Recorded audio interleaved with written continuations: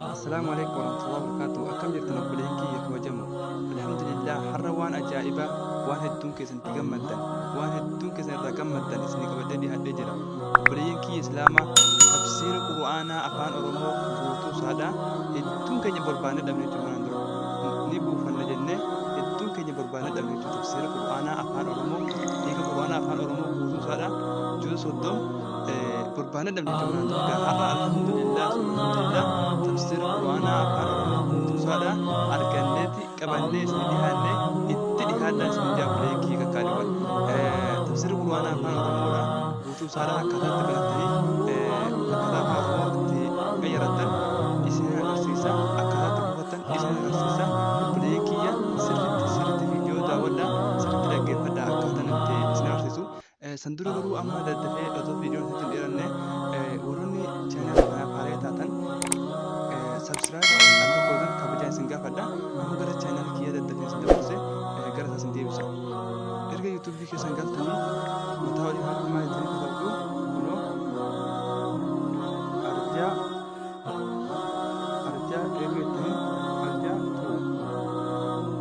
arjaatu itti erga han barreessitanii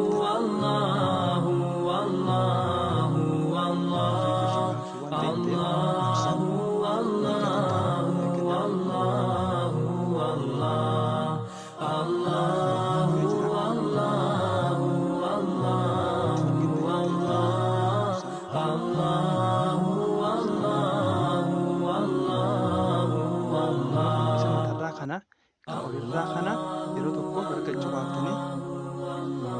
yeroo tokko erga cuqaaftanii yeroo tokko waan isin agarsiisu deemu sabsaab ta'ee teessila irraa itti ibsa kunoo haala kanaan isinii fidaa erga haala kanaan isinii fide buleen kiyya mallattoo diimtuu sabsiraab ashtiraak jettoona yeroo tokko erga cuqaaftu jechuudha erga haala cuqaaftanii fuulduratti mallattoo tokko kamatarraa maxxarattanii kanuma itti dhaabbatee jira jechuudha jettuu waan iddoo nama taasisuuti buleen kiyya sabsiraab gootan kabajaan isin gaafadha erga viidiyoo daawwattanii laayik akka gootan kabajaan isin gaafadha kanuma amma gara barumsaa qabadhee dhufeen isan daddafeen isin deebisa jechuudha bulee kiyya amma quraana tafsiira quraana afaan oromoo ayyaa eessa argannaa kan jiru amma gaa pilistoorii keessan ni galtu sirritti narraa laalla akkaataa itti barreessee isa fuudhu sirritti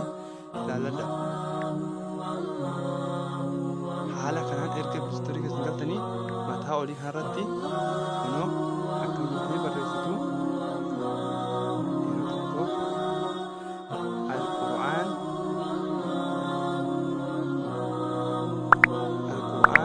sirritti daawwadha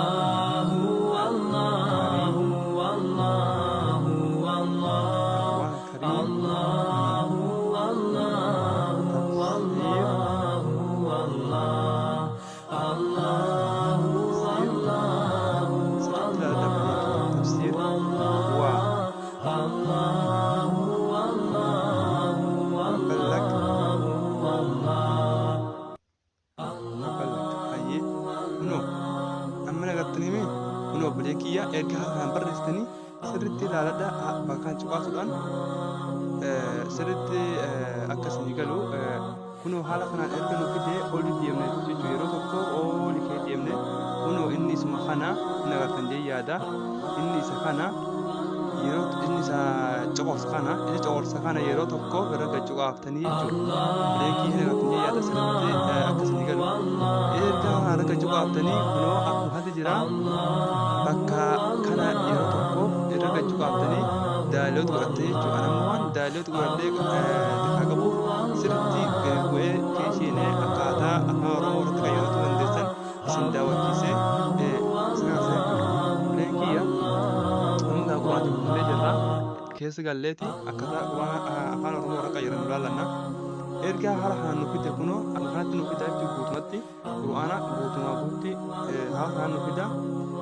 amma gaa akkamitti afaan oromoo akkamitti akka irratti qayyarannu isin agarsiisa afaan hedduu afaan biyyattii irratti qayyartuu ni dandeessan buleen kiyya mee yeroo tokko sootaffatii argahe kunoo haala kanaan nu fida hiika gaa kunoo akkuma asirratti agartan anama waan haadhe irraa diriiree isin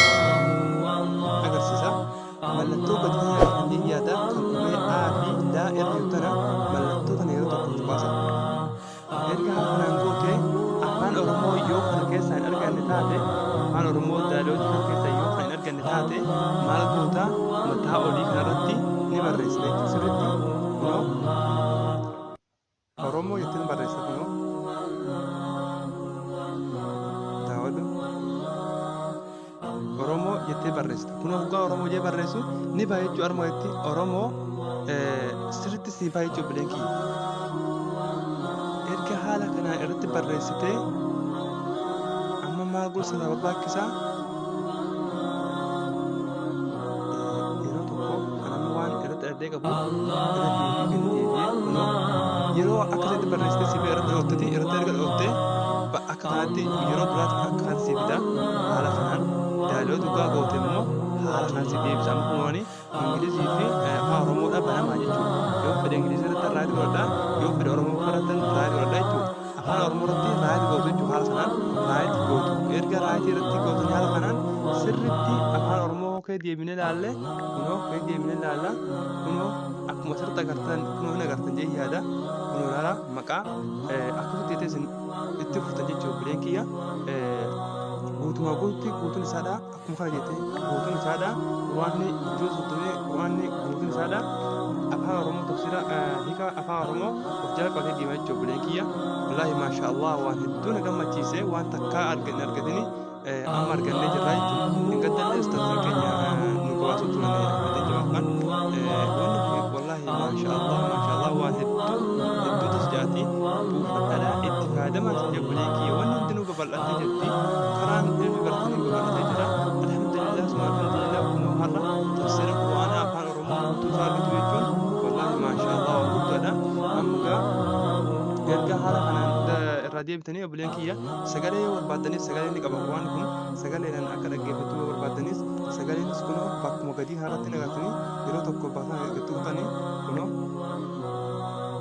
haala kanaan qabattan haala kanaan isinii baasa bakka gadii haaratti tuquudhaan sirriitti isinii baasa